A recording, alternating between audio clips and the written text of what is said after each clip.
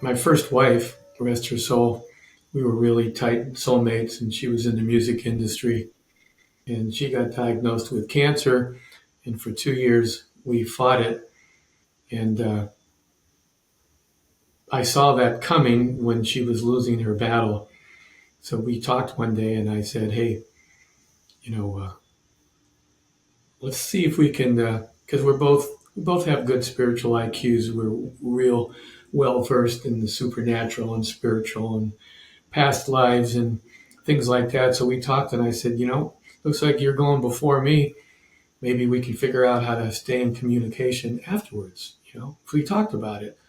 And then when she passed, the night that she passed, I was holding her hand in the living room in Los Angeles, and all of a sudden I got this communication. Now she was almost unconscious and just breathing very slowly, and I was holding her hand. And next thing you know, I got this amazing clear communication, and it wasn't her body or voice talking. I kind of looked over to the left, and I felt it coming dimensionally from upper left. And she said, "Hey, I'm free. No more cancer. Oh my God, this is incredible." And, had this amazing communication with her. And then 2 minutes later, she took her last breath and wound down. So that was the impetus of that, because after I went through some grieving, I just got the idea, I want to start trying to communicate with her more now that she passed and we had that. And so I was every night trying to go out of body and see if I could communicate with her. And then eventually I decided I was going to write a book about it, because we started communicating, and I didn't want to be that wishful thinking husband that write a book.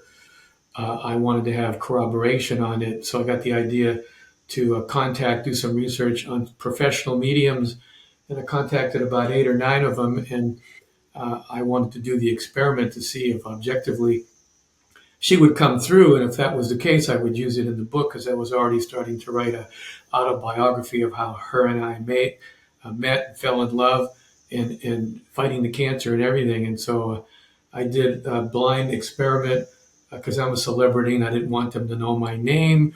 And we talked on the phone from a blocked call, and everything was done that way. And other than one medium, all the other ones came through. She came through with flying colors, with information that only she and I would possibly know. So it blew my mind that I had objective corroboration.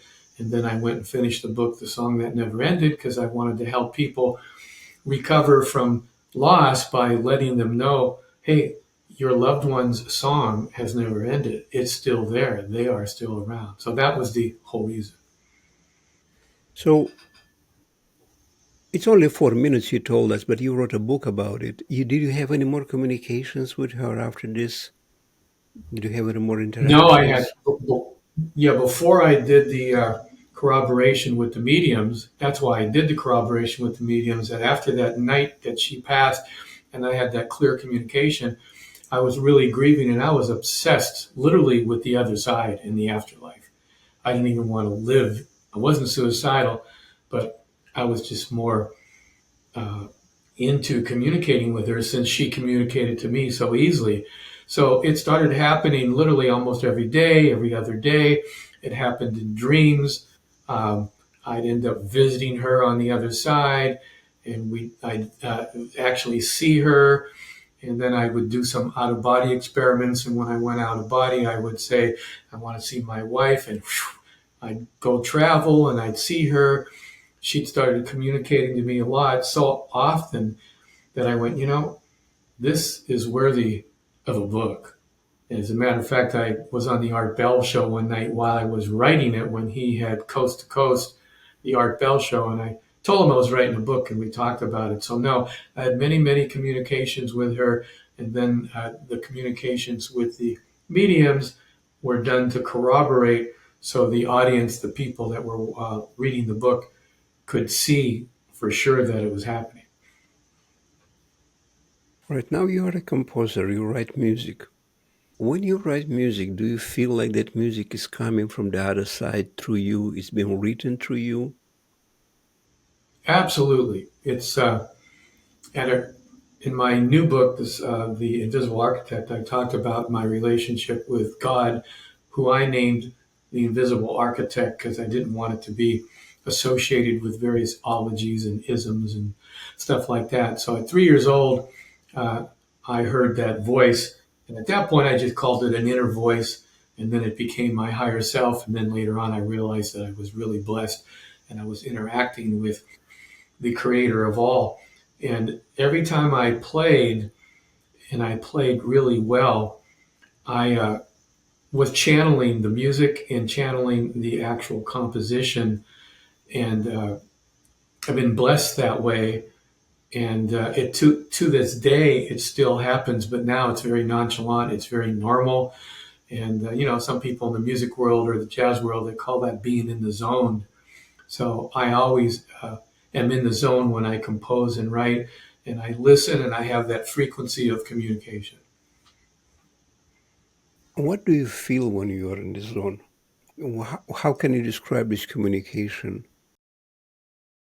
Well, I causatively usually get in the zone. In other words, I sort of do a little meditation I call of going into the silence, where I null out the frequencies of my analytical conscious mind, and I go into the silence and I listen. Like when you're listening to a radio, you got to tune in to a frequency in order to get the broadcast, and you can't have distractions going on. And the architect, the invisible architect, communicates to all of us all the time, but most of us are at lower frequencies, and we're engaged in survival activities and all kinds of stuff, so we're not paying attention. So I causatively go into what I call the silence, and once I get into that silence, I then raise my frequency to the architect's frequency, which I just do on command. And once I do that, a feeling of it's hard to explain. It's not only happiness, but it's a serenity of beingness occurs. And once I reach that serenity of beingness, I know that I'm hooked up to the frequency of the creator. And at that point, I can operate and do anything. And sometimes I get into that zone or that frequency just for information. If I'm making a business decision, or if I'm writing a novel, or if I'm playing live on a stage, I always get into that frequency. And once I'm into that frequency, almost anything can happen. Especially writing a book, channeled pretty much the whole book, The Invisible Architect. I wouldn't say it was automatic writing, but it felt as if it was. And when I'm playing music, it's strange. I actually feel exterior to my body, and I'm watching my hands play. So it doesn't feel like I'm playing. It feels like somebody's got control of my body.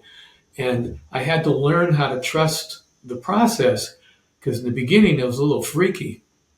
I would mess around with the process and I would lose the connection. And I never liked the way I sounded on my own. So I don't want to invalidate my own talent, but I give all to the creator, because I think the power is the creator and we're the distributor of that power. So if I surrender to the power and have faith and trust it, everything happens just effortlessly and naturally. Yes, so basically the creator is creating through us. Exactly. Yeah, that's interesting. What age you were when you discovered that you can channel music through you? How old Well, were you? well, I was 3 when I first heard my first voice, but that's not when I was playing the piano or anything. Then when I was 9 years, and I kept hearing that voice every once in a while, and I'd listen to it, and I didn't say anything to my parents or anything, other than I told them I wanted to play the piano. I pointed to the TV, and there was an accordion player on TV, and I saw the keyboard, and the voice inside said, "Point to the keyboard, the accordionist," and I did, and my mom thought that meant I wanted to play accordion. So when I was 9 years old, they started doing accordion lessons, which is not what I really wanted to play, but I took naturally to it. And as I was practicing the accordion, uh, I noticed that this phenomena, I think when I was about 11 or 12 years old, that if I relaxed, it seemed as if like the accordion was playing itself. That's when I first noticed it.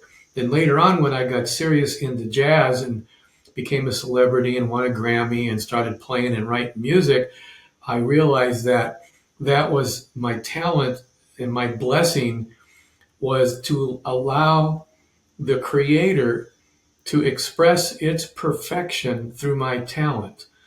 Uh, and that just blew me away that that it chose me to do that. So I didn't ask it any questions, and all I know is every single time I played, except maybe when I was practicing like mundane things like scales and doing that kind of mundane stuff, it didn't seem to be around. It probably was bored at that. But when I actually went to perform and play, I'd go into the zone and allow it to sort of take control. And the funny thing is when I'm done playing, I almost have to wake up. The first time I really freaked out, I was playing, and I took this incredible solo in front of about 20,000 people at an auditorium, and I was so in the zone, I didn't know it. And when I got done playing, I got this instant standing ovation, which shocked me out of the hypnotic trance that I was in, the zone. And that's when I went, oh, wow. And that gave me this feeling that it gave me a barometer of how to judge and evaluate when I was into the silence and hooked up to the frequency of the creator. You said that you played in front of 20,000 people. That must be an amazing feeling when you have this energy going through you and it's connecting you with people, with the public. Probably it's like a surging energy connecting you with all these people. Yeah. Well, there's two energies. If you think of the communication is a formula. Cause goes across a distance and it reaches somebody. Effect, cause, distance, effect. So when I'm communicating and I'm allowing the invisible architect to take control, so it's communicating from whatever its dimension is through me and my body and expressing its perfection. I'm allowing it to happen. And then it goes across the distance, speakers or whatever, excuse me. And the audience receives it. And if I'm really honestly playing and in that zone, and I've already practiced, in other words, I've got my abilities and competence together. That's a given. Every single time it communicates to the audience, and then of course they respond, they become cause, and they clap and cheer or say something, and then it goes back across the distance to me. That all happens quickly. And that energetic two-way communication, it's like physics. It's just mind-blowing. I used to get headaches because the energy from the invisible architect would go through me and then my body, because I don't believe we are bodies, that's a vehicle. So it goes through me, the spirit, through my body, out the instrument, across the distance, and then those people do it back.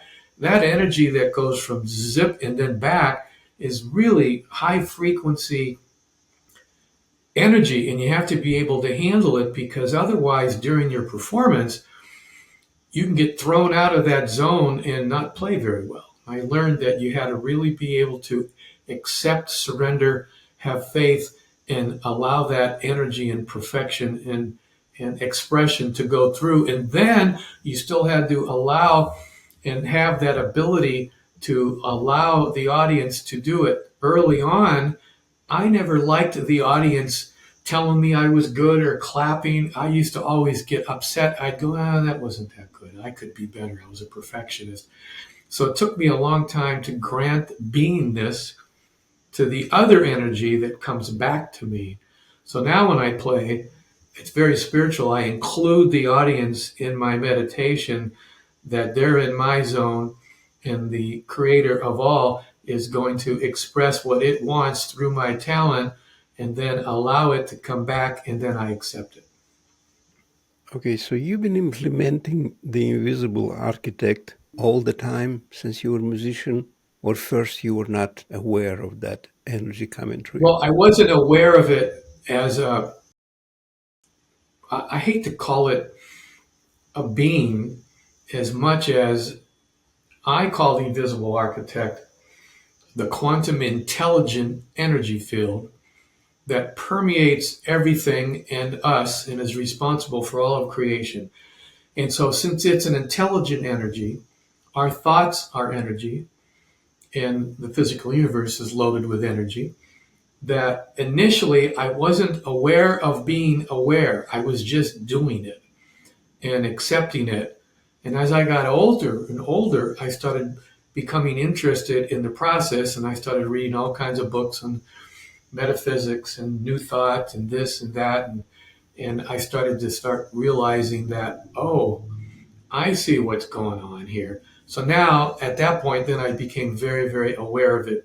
Probably about 25, 30 years ago, I became very aware of my connection with that energy, and I was able to causatively connect with it, allow it to express itself. Because I believe that the invisible architect, the quantum intelligent energy, actually, and it's in my book, knows itself by expressing its creativity through each of its particulars. We are particular, it's the general.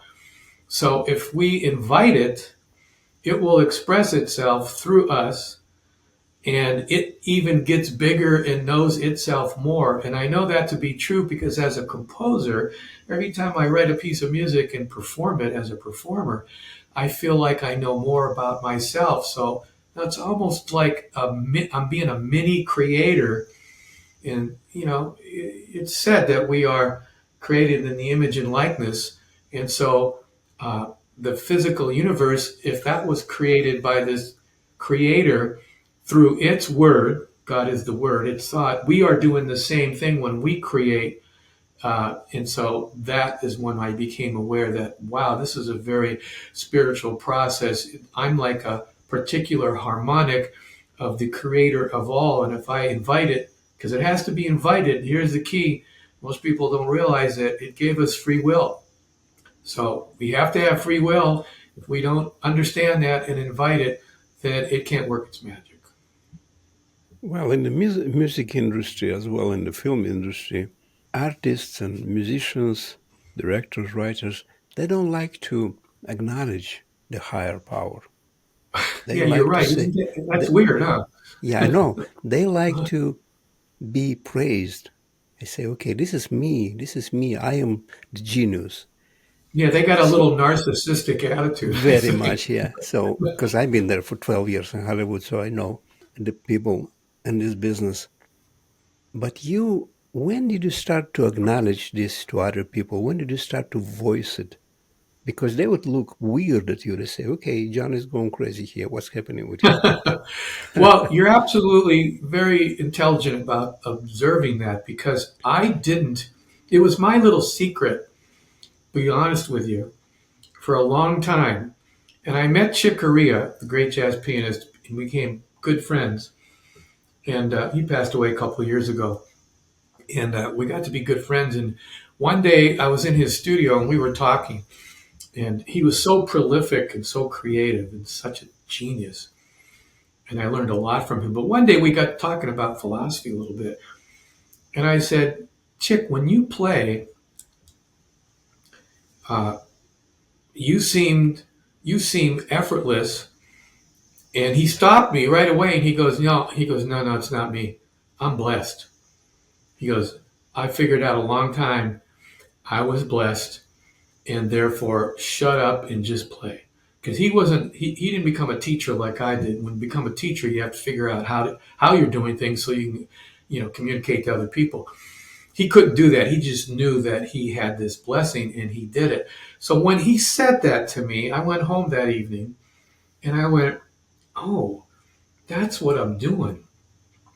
I'm actually channeling and I'm blessed with this talent, but I had to develop that talent through the school of hard knocks and a lot of discipline, and then I had to be able to express it.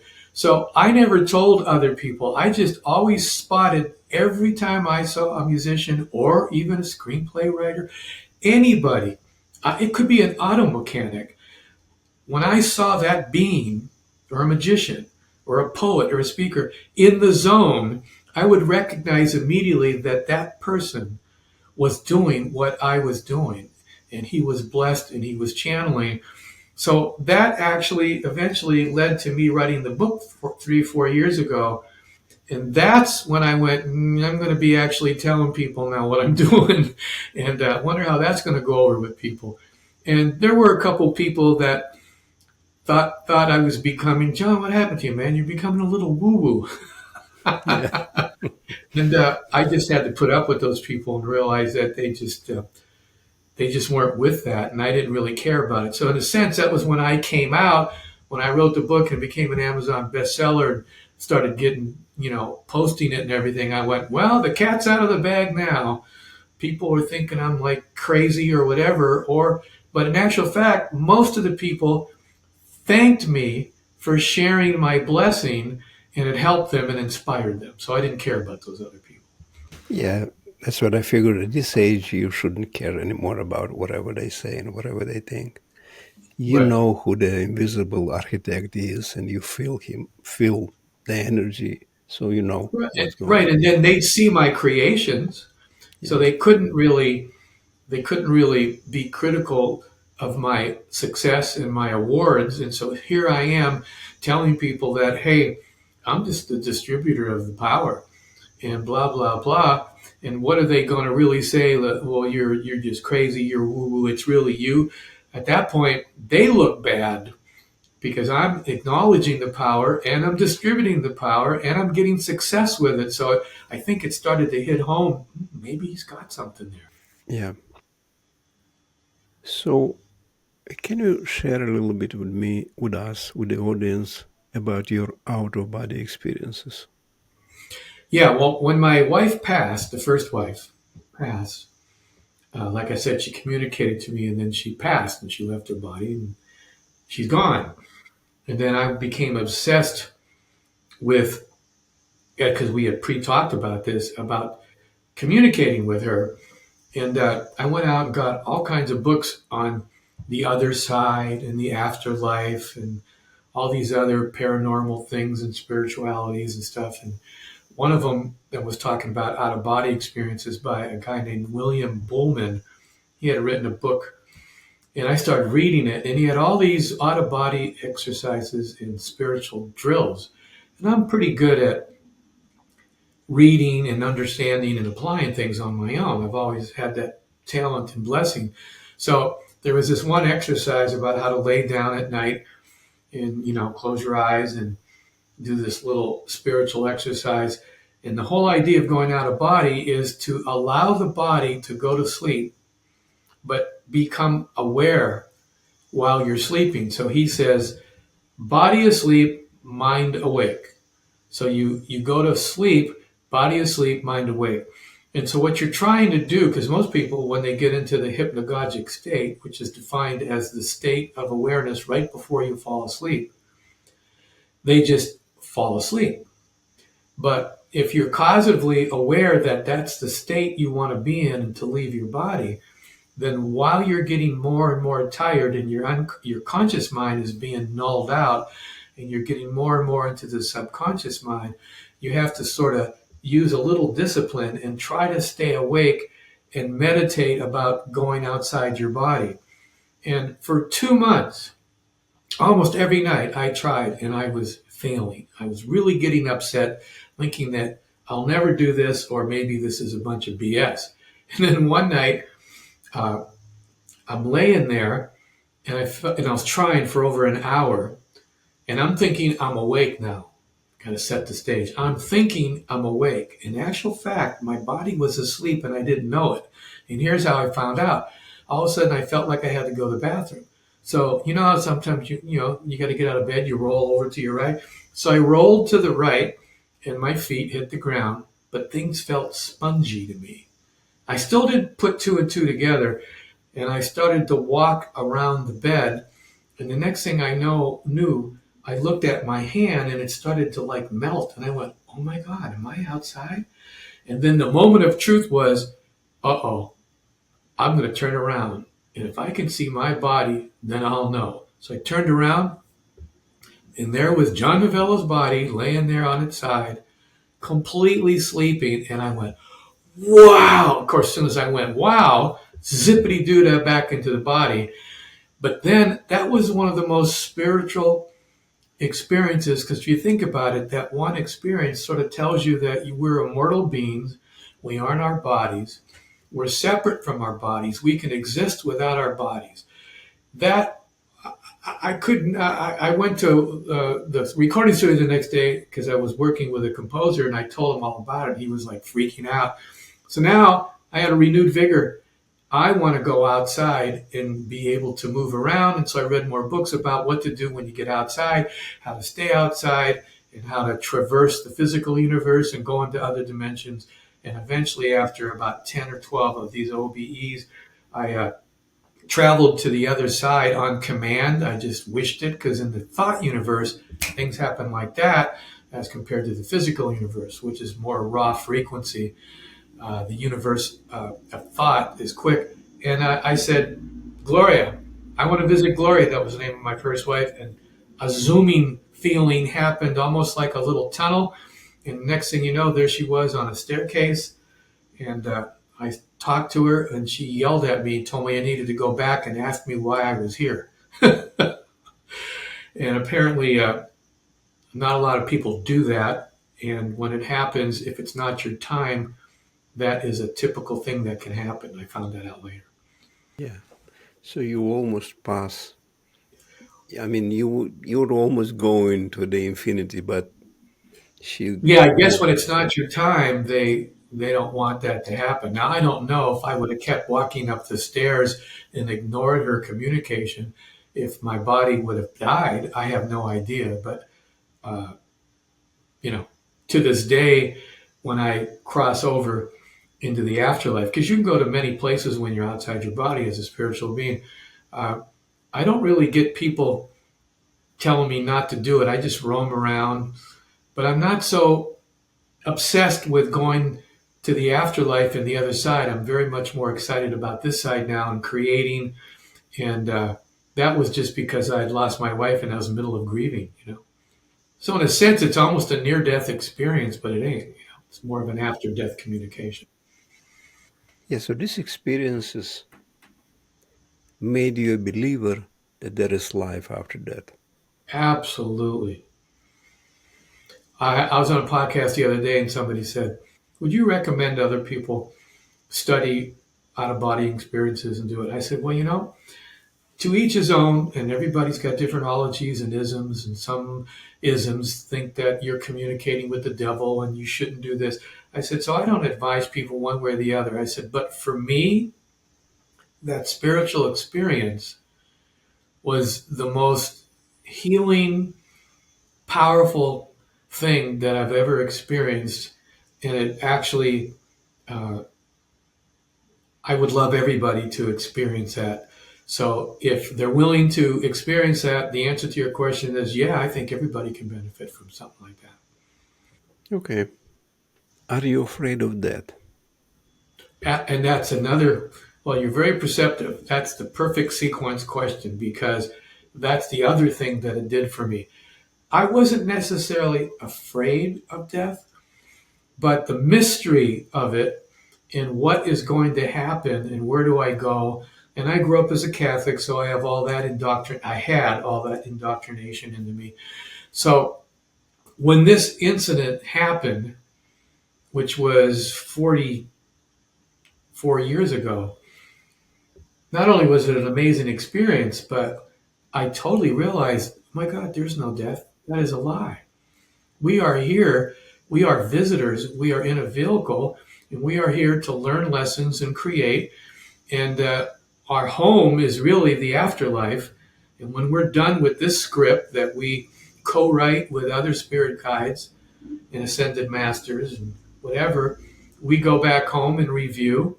And we decide if we're coming back, if and when. That's my beliefs. I'm not imposing those on anybody else. But there's more people in the world, especially in the Eastern philosophies, that understand this principle than in the West. Did you ever have a feeling that you've been reincarnated on this earth for some purpose? Yes. Um, Now it's absolutely 100%. But when we incarnate, apparently the veil of amnesia is part of the software program, to use a computer terminology. Before we incarnate and get in a new body and start, we are aware of everything and we are aware of our script and what we agreed to learn this lifetime, etc., etc. But pretty quickly, the veil of amnesia happens because you couldn't live every life with 100% awareness of who you were and what you did. You would go crazy. And you wouldn't probably learn anything because the whole idea is to figure things out. That said, all of us have deja vus and moments where that veil of amnesia isn't 100%. And you can become quite adept at piercing that veil. So during my lifetime, before I got as spiritually aware as I feel I am now, I had many, many of those moments, and I'd look up to the sky when those moments happened, and I'd say, "There's more to this than me here. I feel as if I'm here for a reason." Those kinds of things were happening a lot. And then when I had my first out of body experiences after my wife passed away, I realized exactly that I came here and I had musical talent from another lifetime that I was blessed with coming through. So even though I practiced a lot, uh, that ability, I had already gained some of this ability. Now, we on earth call that talent, but there's no way Mozart at 7 years old wrote a sonata and he studied from 1 to 6 and became that adept. That ability, that talent comes through other lifetimes. I'm 100% certain about that now. Like you brought up Mozart, he started writing beautiful, genius masterpieces when he was a child. Yeah. And you felt that you are drawn to music since you were 3 years old or 8 years old, Yeah, something like that's not that. an accident. Yeah, when I saw the keyboard, that was a deja vu that I was unaware of. I just saw a keyboard and that triggered something, a little response, and then my finger went up and pointed to it. My parents, whatever, that was a trigger, or at that moment, that deja vu had something to do with keyboard. Past life coming through. We could debate that for years. If I was back in college, I think my new thesis for a PhD would be something in that area. Yeah, that's interesting how it happens. Yeah. When I was like, I don't know, 12 or 13 years old, my stepfather gave me a old Soviet camera, the one with the 35 millimeter film. Uh-huh. And I started taking pictures and eventually became a filmmaker. Yeah, there's a phrase I like called aware of being aware. Awareness by itself is actually good. But when you become aware of that awareness, then you're at a higher state, like an insect or an animal. They're on some kind of software program that was pre-written and they do what they do. But human beings have the potential of being aware, which means we can create things. And so the moment I saw the keyboard, I wasn't aware of being aware. I just was aware that that keyboard meant something to me. So da da do goo point. Then later on, as I'm developing, the awareness of awareness starts kicking in, and you become more causative. And then uh, now I absolutely 100% know that I incarnated and what my postulates were and why my first life passed and the spiritual growth that happened, and then my second wife passed 2.5 years ago, and why that happened. All these incidences are not accidents; they are impetuses for us to grow that we create in advance, and we have freedom of choice and free will to do them or not do them. I'm 100% certain of that. All right, speaking about freedom, the name of my show is About Freedom Show. John, what's your definition of freedom? In my opinion, freedom is to be or not to be, to do or not to do, or to have or not to have. So the principle in my new book is be, do, have is my manifestation formula that I teach people. I do a lot of one-on-one consultations with people. Because to be or not to be is literally almost everything. You either are or you're not. All day long, you run into people who are not being, and they're not even aware that they're not being. So all manner of upsets and difficulties are happening. They're not aware of being aware. That's why that question in Shakespeare, even though it's about suicide or should I live, to be or not to be is the question. Of course, the answer to that is to be. If you're going to incarnate into a lifetime, you want to be, and then that beingness that you assume moves you towards decisions and doingnesses, which eventually create a situation. Most humans have it backwards. Well, if I had a lot of money, if I had a lot of connections, they're stuck on have. Then I could do and decide and do this, and then I could become great or I could become famous. When in actual fact, anybody I've ever met that's successful and talented at what they're doing, whether they know it or not, they be first. And that leads them to decisions and doingnesses that eventually create a reality. So if people are struggling with situations in their life, when I do my one-on-one mentoring, I don't focus like psychoanalysts do on that negative situation. I know that they got a be that is alloyed or corrupted or has doubt in it that's creating that negative situation. So I show them how to focus on the be because they're doing some kind of not be below their awareness. Does that make sense? Now, John, if people want to find more about you, about your books, about your music, would you like to share that information here? Yeah, my main two websites are my author site is John Novello, my name, johnnovelloauthor.com. And my music site is Keys, Keys, like keyboard, keysnovello.com. Okay, John, you mentioned God a couple times. What's your definition of God? I said it earlier, my latest new definition that I feel more comfortable with, because all the other, God has many, many names, you know, the one, the universal consciousness, God, Yahweh. Some people say Jesus is God, so Jesus or Buddha, you name it. My cognition, my revelation, especially after I was going out of body, is that it's an intelligent energy source. So, quantum intelligent energy source that permeates everything and permeates us and is available to us to interact with to help achieve a better life. And I had a huge win about 5 months ago. I was mentoring somebody who was an atheist. He's pretty gung ho. And I didn't even want to take him on because the invisible architect is about spiritually and dynamically hooking up with God, whatever your definition is, and learning how to help invite God into your life to help design and create a better life. So I went, well, I'm dead in the water with this guy because my main concept is that. But he wanted to go through the book, and he had a realization about halfway through the fundamentals of my book. He said, oh my God, you're the first person that didn't try to shove the concept of God down my throat. You just had these fundamentals of interacting in these exercises. And now I'm a believer because I can actually sense it and see it. So I don't like the fact that most people relegate or take God into an anthropomorphic being. That's limiting him. He's just some being lives in the sky and he's got all kinds of powers.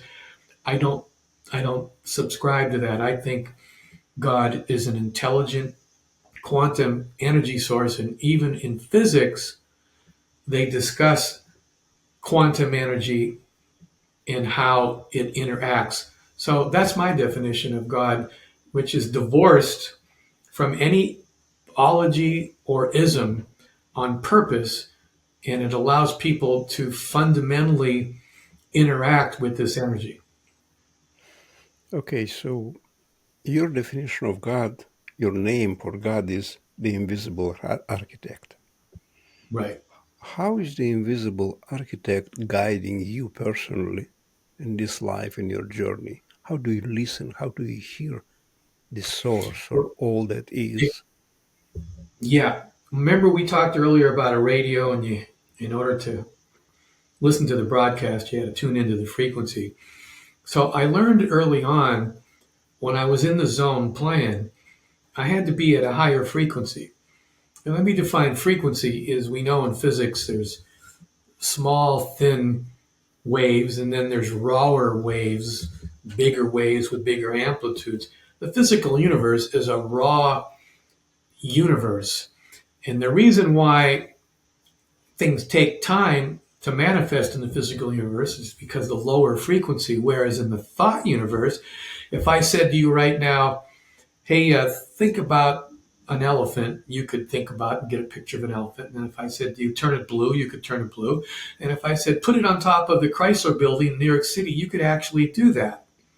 But if I told you to do that in the physical universe, the raw frequencies, you'd have to have a crane, you'd have to have paint, it's a whole different universe. So I realized that if we could raise our frequency, if I could raise my frequency, that I would be able to communicate better. And so various types of music can raise a frequency. If you listen to Bach, whether you liked it or not, that's extremely high frequency music. Mozart, anything that takes you out of struggle and effort, which are lower frequencies and lower emotions like anger. If you're at lower negative frequencies, there's no way you're going to accept or hear the broadcast of the invisible architect. So I always tell people, in order to even become aware of the architect, which is one of the first drills we do when I work with people, we have to null out this analytical mind and all these negative emotions. That's why lots of people meditate and meditate. But the problem with meditating only is you don't want to sit on top of a mountaintop forever and contemplate your navel and then not do anything. A lot of Eastern philosophies get into that. I believe that you can raise your frequency through various means, go into the silence, and then listen, and you can start hearing and getting information. And then if you learn how to operate while you're in that frequency, in that zone, then you can create better. It doesn't matter whether you're a film scorer or, an auto mechanic or anything. You're just going to be better because you're at a higher frequency. All right. I think we're good. Unless you have a message for the humanity, you'd like to say a message or something. Yeah, I actually do. One of my reasons, I mean, I'm still a full-time jazz musician, although I'm quasi-retired, but I didn't plan, at least this lifetime, I might have planned it pre-birth, to actually become kind of a spiritual dynamic author, let alone become a one-on-one elite mentor. But the thing that I like about this new career that's happening is music raises people's frequency, entertains them, and inspires them. And I enjoy that. Done it all my life, successfully made a living. But now that I'm in this, being an author, in this area of metaphysics, for lack of a better word, and then people have been contacting me for about almost a year now that have read my book and want to know if I do one-on-one mentoring, because I wasn't planning on that. So I started doing it. I'm now enjoying that, and I realized, that's a way that I can contribute to humanity, because one-on-one, raising people's frequency and helping them to develop a more perfect life and understand these principles creates a better overall world. It's like a synergistic process. And you could get overwhelmed if you think, oh my God, there's 8 billion people on the planet. It will take me forever. I don't ever think like that. I just think, well, every person I touch musically, I inspire and raise their frequency, and every person that I help mentor or reads my book, I help. So I'm contributing to humanity in my own way. And so that's my new sort of goal. It's interesting because I was actually going to ask you this question, but you just felt it's in the air and you answered it without me asking it. And I'm going to say something here, which I'm not going to use in the podcast. I feel the same way like you at this point doing this podcast too. I feel like a channel bringing to life these beautiful interviews. These people, they talk about their near-death experiences, about out-of-body experiences, about spiritual experiences. And I am very happy to be able to contribute to the humanity a little bit by I think you shouldn't cut it out. I think it's a good compliment to what we are both talking to okay. about. So because I appreciate uh, people like you. I've been doing lots of podcasts, and you're really doing a solid by doing this kind of thing and helping people get it out. And you're good at it, you know. So I think you should continue doing what you're doing and don't cut it out. I think it adds. Okay, It's I'll just keep my it. opinion. The reason I said I'm going to cut it out because my viewers don't like me to talk about myself. They like to listen only to the guests. At least that's my perspective. My perspective on that. I think they'll forgive you this time because I I hope think so. it segued it very naturally and effortlessly, as the whole interview has. It's not been prefabbed at all. I Yeah. think we both improvisationally have that ability to just smoothly create, and we feel at one with ourselves to be able to do that. And that's the kind of interviews that I like as compared to, could you please send me 20 questions and then they're going to ask me, that never goes very well.